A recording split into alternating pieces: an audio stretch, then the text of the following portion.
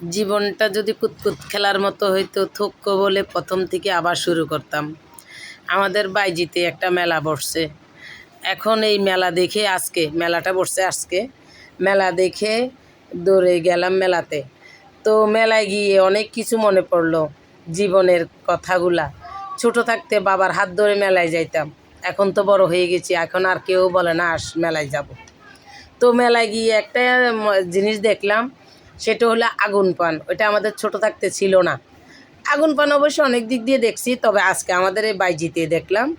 দেখে আমার অনেক আগ্রহ জাগলো, আমি একটা আগুন পান খাবো। তখন ওই ওনাকে বললাম, ভাইয়া আমাকে একটা আগুন পান দেন, আমি একটু খেয়ে দেখি কেমন হয়। পরে উনি আমার জন্য একটা বানাইলো।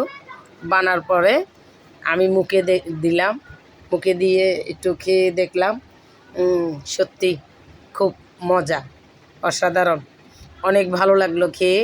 তবে মেলায় ঘুরে আরও ভালো লাগলো। মেলায় অনেক কিছু ছিল, অনেক কিছু আয়োজন, আচার, টক, এই তারপরে আপনার এই কাঁকড়া ভুনা, অনেক কিছু, এই নাগামরিচের ঝালমুড়ি, তারপরে এই আপনার অনেক কিছু মেলার মধ্যে দেখে অনেক ভালো লাগলো। অনেকক্ষণ ঘুরলাম, ঘুরে সব দেখলাম, ঘুরে ঘুরে সত্যি অনেক ভালো লাগলো।